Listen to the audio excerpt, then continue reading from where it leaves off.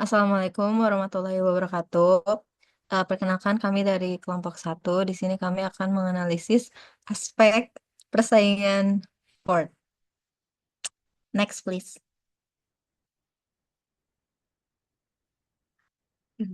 Di sini ada gambaran umum dari Ford-nya. Yang pertama adalah lingkungan persaingan. Nah, pasar otomotif Indonesia merupakan salah satu yang terbesar di Asia Tenggara dengan penjualan jutaan unit kendaraan di setiap tahunnya. Nah, pertumbuhan kelas menengah dan meningkatnya daya pembeli masyarakat mendorong permintaan kendaraan pribadi secara signifikan. Ford Motor Company ini hadir di tengah persaingan yang semakin ketat dengan berbagai eh, merek global. Nah, analisis ini menggunakan kerangka Potret Five Force untuk memahami dinamika persaingan yang dihadapi Ford di Indonesia. Kerangka ini mencakup rivalitas antara persaingan, ancaman perdagangan baru, kekuatan tawar pemasok dan pembeli, serta ancaman produk pengganti. Next. Ya, landscape persaingan di Indonesia itu ada empat. Yang pertama ada produsen Jepang yaitu Toyota, Honda, dan Mitsubishi mendominasi Indonesia otomotif di Indonesia dengan eh, pangsa pasar terbesar di jaringan distribusi yang luas. Yang kedua ada produsen Cina yaitu Wuling dan DFSK memasuki pasar Indonesia dengan harga yang sangat kompetitif. Nah, menargetkan segmen konsumen dan sensitif terhadap harga. Yang ketiga itu ada produsen dari Korea, yaitu Hyundai dan KIA, Iya. Kia. Mencatat pertumbuhan signifikan di Indonesia, menawarkan desain modern dan teknologi terkini dengan harga yang kompetitif. Yang keempat itu ada dampak terhadap Ford-nya. Tekanan kompetitif dari berbagai produsen mempersempit ruang gerak Ford dalam mempertahankan pangsa pasarnya dan profitabilitas di Indonesia. Next, dilanjut. Selanjutnya ada ancaman pendatang baru. Hambatan masuk ke pasar otomotif di Indonesia cukup tinggi, mencakup kebutuhan investasi besar dalam fasilitas produksi dan jaringan distribusi. Regulasi pemerintahan yang ketat terkait standar emisi dan keselamatan, serta persyaratan TKDN atau tingkat komponen dalam negeri. Jaringan dealer dan layanan purna jual yang sudah mapan juga menjadi penghalang signifikan bagi pemain baru untuk bersaing secara efektif. Meski demikian, potensi ancaman datang dari produsen kendaraan listrik atau EV seperti BYD dan Tesla, serta startup otomotif berbasis teknologi yang menawarkan model bisnis baru. Bagi Ford, ancaman ini mengharuskan percepatan inovasi produk EV, penguatan ekosistem layanan digital, dan adaptasi strategi distribusi agar tetap relevan dan kompetitif di pasar Indonesia yang terus berkembang. Next. Selanjutnya ada kekuatan tawar pemasok. Yang pertama itu struktur pemasok. Jumlah pemasok suku cadang otomotif di Indonesia masih terbatas, memberikan posisi tawar yang cukup kuat bagi pemasok. Ford bergantung pada kombinasi pemasok lokal dan impor, terutama dari Jepang, Cina, dan Amerika Serikat. Keterbatasan alternatif pemasok lokal meningkatkan risiko gangguan rantai pasok bagi Ford. Selanjutnya ada dampak biaya dan kualitas. Ketergantungan pada pemasok impor meningkatkan biaya produksi akibat fluktuasi nilai tukar dan tarif bea masuk. Kualitas produk Ford sangat dipengaruhi oleh konsistensi pemasok suku cadang. Penguatan kemitraan dengan pemasok lokal menjadi strategi kunci untuk menekan biaya dan meningkatkan daya saing harga di pasar Indonesia. Selanjutnya.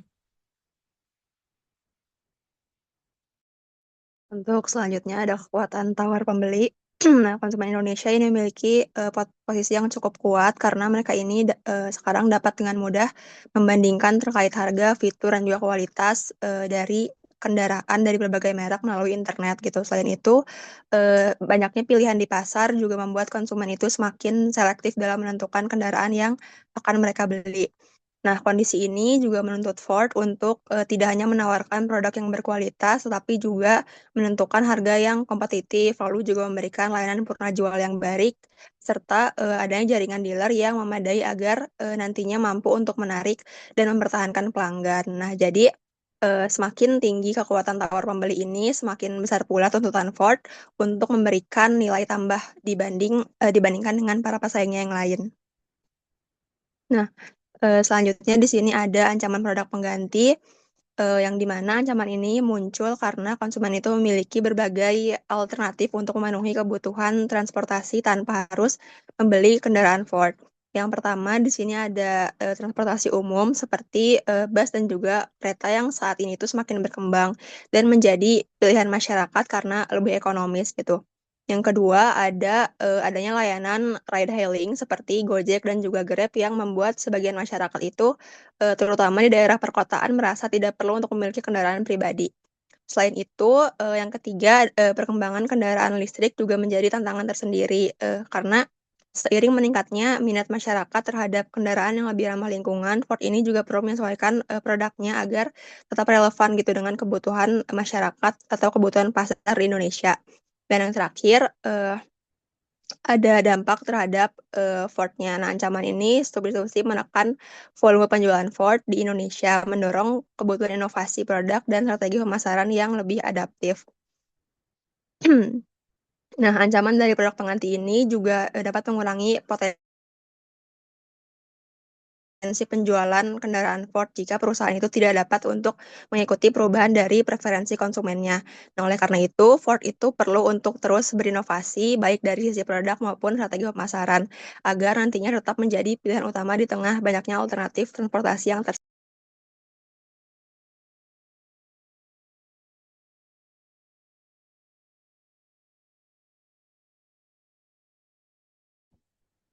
Baik, yang selanjutnya mengenai ringkasan aspek persaingan. Mengenai persaingan dan pendatang baru. Nah, persaingan sangat ketat dari pemain-pemain yang lainnya seperti Mitsubishi, Daihatsu, Toyota. Nah, yang sudah lebih dulu mendominasi pasar karena mereka emang menargetkan atau memiliki segmentasi pasar yang lebih luas. Nah, pendatang baru mobil listrik akan semakin memperkuat tekanan kompetitif terhadap Ford di Indonesia. Nah, yang selanjutnya mengenai negosiasi dan ancaman substitusi. Kekuatan tawar pemasok dan pembeli semakin kuat seiring meningkatnya kesadaran konsumen. Nah, ancaman substitusi dari transportasi umum, kendaraan listrik, dan layanan car sharing turut menekan penjualan Ford dan menuntut adaptasi strategi yang lebih agresif. Nah, yang selanjutnya mengenai implikasi strategi untuk Ford Motor Company. Nah,